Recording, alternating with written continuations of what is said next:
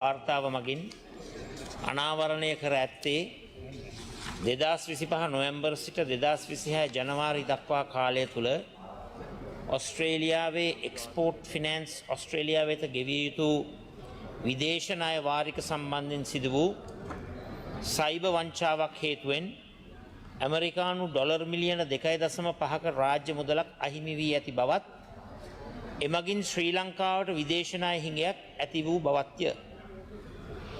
කාරක සභාව තවදුරටත් සඳහන් කර ඇත්තේ මෙම සිදුවීම හුදෙක් තාක්ෂණික දෝෂයක් නොව පාලන ක්‍රියාපටිපාටි සහ මෙහෙයුම් මට්ටම්වල පැවති පද්ධතිමය දුර්වලතා සහ අභ්‍යන්තර පාලන අසාර්ථකත්වයන්ගේ ප්‍රතිඵලයක් බවටයි.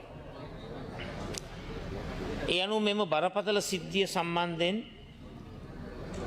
පහත සඳහන් ප්‍රශ්න ගරු මුදල් අමාත්‍යතුමා වෙත යොමු කරන අතර ඒ සම්බන්ධයෙන් පැහැදිලි නිශ්චිත සහ වගකීම් සහගත පිළිතුරු අපේක්ෂා කරනවා.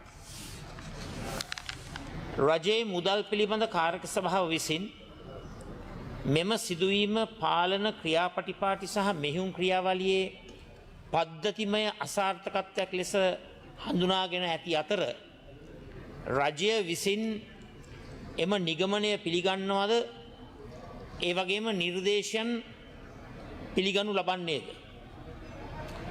මෙම සිදුවීමෙන් අහිමි වූ ඇමරිකානු ඩොලර් මිලියන 2.5ක ඇමරිකානු ඩොලර් ලක්ෂ 25ක මුදල නැවත අයකර ගැනීම සඳහා රජය ගෙන ඇති නීතිමය මූල්‍යමය සහ ජාත්‍යන්තර ක්‍රියාමාර්ග මොනවාද?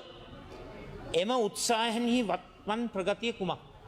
අපිට දැනගන්න කැමති මේ අහිමි වුණු ලක්ෂ 25 ඇමරිකන් ඩොලර් ලක්ෂ 25 ගෙවනු ලබන්නේ අපේ රටේ බදු ගෙවන්නන්ගේ අරමුදල් වලින්ද කියන එක අපි අහන්නට කැමති. මේ අහිමි වුණු ලක්ෂ 25 නැවත ගෙවීම කරනකොට මහ බැංකුව 2025 නොවැම්බර් 26 වෙනි දින ණය හිමියාගේ ගිණුම් විස්තර සැකසහිත බවට ලිඛිත අනතුරු ඇඟ වූ පසුත් මුදල් අමාත්‍යාංශයේ සැබෑ ණය හිමියා වෙනුවට වංචාකරුවන්ගෙන්ම ගිණුම් විස්තර තහවුරු කළේ කුමන පදනමකින්ද? ඒ කියන්නේ බරපතල තත්ත්වයක්. මහ බැංකුව සැකසහිත බවට ලිඛිතව අනතුරු ඇඟෙව්වත් මුදල් අමාත්‍යාංශයක ගණන් ගන්න නැතුව ඒ වංචාකාරයාගෙන්ම තොරතුරු අරගෙන ඒ මුදල් යවනවා. එනිසා විශේෂයෙන්ම අපිට දැනගන්න කැමති මේකට දේශපාලනය සහ පරිපාලන වගකීම බාරගන්නේ කවුද? එහෙම නැත්නම් මේ රජය වගකීම් බාර නොගැනීමේ සංස්කෘතියක් නිර්මාණය කරන බවට පේන එක තමයි අපිට අහන්න තියෙන්නේ. එනිසා වගකීම කවුරුත් බාරගන්නේ නැද්ද? JP Morgan fraud team විසින් ඒ කියන්නේ JP Morgan එකේ මේ වංචාවන් හඳුනා ගැනීමේ කණ්ඩායම විසින් වංචා අවදානම පිළිබඳ අනතුරු ඇඟවීමෙන් පසුවත් මිෂ් ග්ලෝබල් LLC වෙත තවත් ගෙවීමක් සිදු වූයේ කෙසේද? ඒ කියන්නේ අනතුරු ඇඟවීමකින් පසුවත් කොහොමද මේ ගෙවීම සිදුවේ? ඒ වගේ මේ සඳහා වගකිව යුත්තේ කවුරුන්ද? දැන් කවුද මේකට වග කියන්නේ? එක්ස්පෝර්ට් ෆිනෑන්ස් ඔස්ට්‍රේලියාව වෙත ගෙවිය යුතු රාජ්‍ය ණය මුදල් යුනයිටඩ් ඇරබ් එමිරේට්ස්හි පුද්ගලික සමාගම් වෙත යොමු විට ප්‍රතිලාභියාගේ නම පවා සංසන්දනය කරන්නේ නැතුව ගෙවීම් අනුමත කළ නිලධාරීන්ට එරෙහිව විනය ක්‍රියාමාර්ග අරගෙන තිබේද? CID එවැගේම SLCert සහ මහ බැංකුව සියල්ල අනතුරු ඇඟ වූ පසුවත් ගෙවීම් නතර නොකිරීම රාජ්‍ය මුදල් ආරක්ෂා කිරීමේ වගකීම පැහැර හැරීමක් නොවේද? කෝප් වාර්තාවට අනුව Public Debt Management Office රාජ්‍ය ණය කළමනාකරණ කාර්යාලය සංක්‍රාන්තිය සඳහා නිසි ක්‍රියාමාර්ග key performance indicators සහ terms of reference නොතිබූ බව පිළිගන්නේද?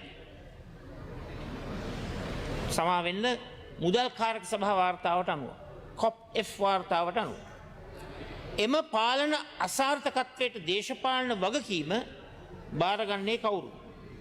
දැන් COP F වාර්තාවේ කියනවා රාජ්‍ය ණය කළමනාකරණ කාර්යාලය සඳහා ලබා දුන්නු සංක්‍රාන්තීය ක්‍රියාමාර්ග key performance indicators terms of reference තිබුණේ නැහැ කියලා. මොකද්ද ඒකට හේතුව සහ කවුද ඒ වගකීම බාරගන්නේ? රාජ්‍ය මුදල් පිළිබඳ කාරක සභාව විසින් හා ජාතික විගණන කාර්යාලය මගින් විදේශ ණය ගෙවීම් ක්‍රියාවලිය පිළිබඳ විශේෂ විගණනයක් පැවැත්වීම සහ රාජ්‍ය මූල්‍ය රෙගුලාසි කඩිනමින් සංශෝධනය කිරීම නිර්දේශ කර තිබියදී එම නිර්දේශ ක්‍රියාත්මක කිරීම සඳහා මේ වන විට ගෙන ඇති වර්තමාන පියවර කවරේ? ගරු අමාත්‍යතුමා. ගරු කතානායකතුමනි, බොහොමත්ම ස්තුතියි. පළවෙනි ප්‍රශ්නය විදේශ සම්පත් දෙපාර්තමේන්තුවේ ඊමේල් සර්වරය හරහා